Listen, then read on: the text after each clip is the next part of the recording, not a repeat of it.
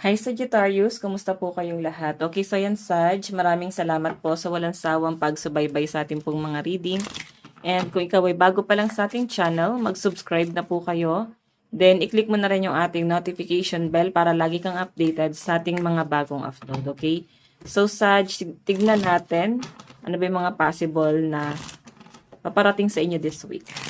Okay, Sagittarius, Sun, Moon, Rising, and Venus sign. Sagittarius. Okay, so guys, sabi dyan, with self-discipline, all things are possible. Diba? Kailangan mo ng disiplina sa sarili mo.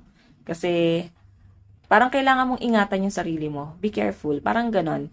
Okay, so I think may mga bagay ka na medyo nagiging impulsive ka, medyo may mga bagay na padalos-dalos ka, hindi ka masyadong nag-iingat, pwedeng sa galaw mo, sa pananalita mo. Kailangan mo daw guys at least disiplina. Be professional ka daw ngayon muna this week. Kasi pwedeng pagsisihan mo, baka may pwedeng mangyari this week na naging impulsive ka sa halip na dapat nag-control ka. Okay? So, tignan pa natin. Okay. Sagittarius, Sun, Moon, Rising, and Venus sign. Sagittarius, Sun, Moon, Rising, and Venus sign. Oops. Meron tayong notice the blessing. Wow. Okay, baka ma-overwhelm ka. May nakikita akong celebration na pwedeng paparating dito. Baka may promotion, pwedeng may good news na paparating sa inyo, kaya may celebration. Okay, so yung sinasabi guys, mukhang may paparating na blessing sa inyo this week. Basahin natin. Gratitude puts us in a position of having instead of wanting, thinking rather than complaining. When we focus on what we already have and take stock of our blessing, we get more blessing. What are you grateful for? Share it with yourself and others. Okay, so ayan, no, may celebration. I think pwedeng may get together or pwedeng i-share mo yung blessing mo sa ibang tao. May nakikita kasi ako rito guys, something closure. Pwedeng masaya ka naman this week eh. Wala naman nakakitang negative dito sa ngayon. Tignan pa natin ha. Okay. Additional message. So far, Sagittarius, parang sinasabi lang kasi din dito na parang puro celebration yung pwedeng maganap sa inyo this week, okay? So, matatapos tong week na to na ang daming ganap, daming schedule, ang daming pwedeng gawin. So, mukhang mag-e-enjoy ka naman this week sa pinapakita sa akin dito. And isa pa, mukhang hindi ka naman din maboboard dito.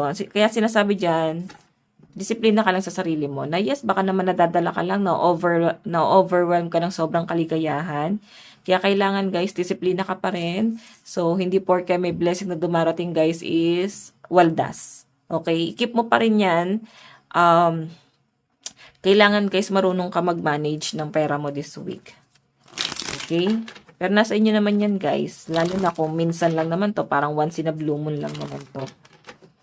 Okay. Tignan pa natin.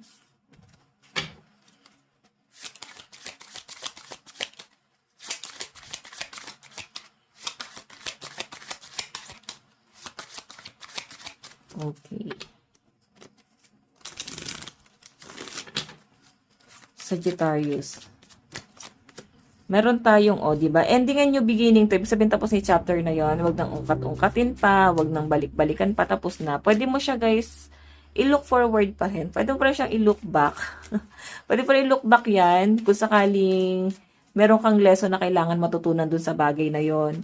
Ano ba yung natutunan mo dyan na dapat mong balikan pa. Pero kung wala naman, guys, siyang magandang naitutulong na sa'yo, i-let go mo na kasi new beginning na yung nakikita kong paparating sa inyo. Kumbaga nasa bagong chapter ka na ng buhay mo dito. Okay. So, tignan pa natin.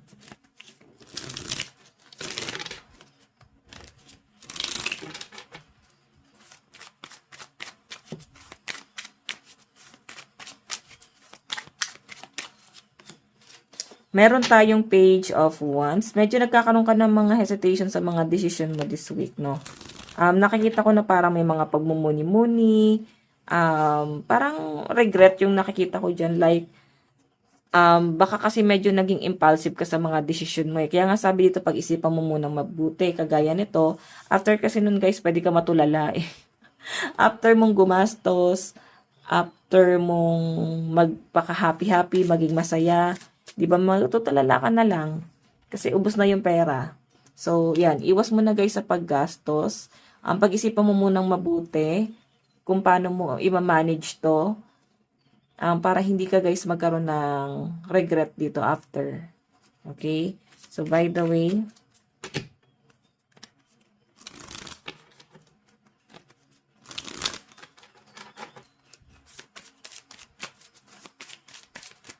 additional message. Meron tayong Knight of Pentacles. May nakikita ko guys, pwedeng makakatransaction nyo daw this week. May mga, parang get together siguro kasama yung mga friends mo. Okay, may nakikita ko ditong pwedeng imimit mo this week or may mga transaction ka, something travel, na pwedeng paparating sa inyo, Sag. Okay? So, parang sinasabi dito, pwede yung mga friend mo na matagal mo nang hindi na-meet, pwedeng magkakaroon kayo guys ng get together dyan. Parang, minsan lang naman to, parang kita-kita naman tayo. Ayan. May bagong plano ako nakikita dyan guys eh. So, again, meron tayong 8 of Cups. So, ito naman guys, baka tanggihan ka. Okay, so pwede magkakaroon ka, Sagittarius, ng dito, something disappointment sa isang taong ini-expect mo na tatanggihan ka niya. Okay, tinalikuran ka niya. So, pwedeng ito guys, patungkol to sa love life. Pwedeng may pag-uusap kayo na mag-usap kayo, magkita kayo, something closure. Or pwede naman guys na nakikita ko kasi guys parang single eh. And closure nga yung mas lumalabas dyan. Yun nga lang guys, mukhang mas umiiwas siya rito. And di kanya masyadong napapansinin, okay? So, di niya masyadong ibibig deal ang inyong pagtatagpo ulit. Okay? Kumbaga para sa kanya, hindi na siya masyadong interested. Okay? Ang 8 of Cups naman kasi guys, pagtalikod dyan, pero hindi ibig sabihin hindi ka na gusto. Mahal ka pa rin itong taong to, gusto ka pa rin niya, nandun yung kagustuhan niya, pero mas nakikita ko kasi siya na na ayaw na lang din niya, parang gusto na lang din niya guys tulungan yung sarili niya na makarecover. Okay? So, I think, kung nandun man yon is respeto na lang natin yung gusto ng person mo, okay? So, meron tayong 7 of Swords. Okay, pwedeng magkaroon kayo guys ng salitaan na hindi maganda nitong taong to. O pwedeng meron siyang masabi sa inyo na hindi maganda, na pwede kakasakit ng damdamin mo. Okay, tingnan natin sa advice. Meron tayong last quarter moon in Cancer. Take a breather. Okay, kailangan mo mag-unwind. Hinga-hinga muna sa malayo. Kailangan mong mag-isip, isolate mo muna yung sarili mo or magpaka-hermit mode ka muna dyan. Okay, so by the way guys, ito lang po ang inyong reading ngayong week na to. Maraming salamat. God bless and love you all. Bye-bye.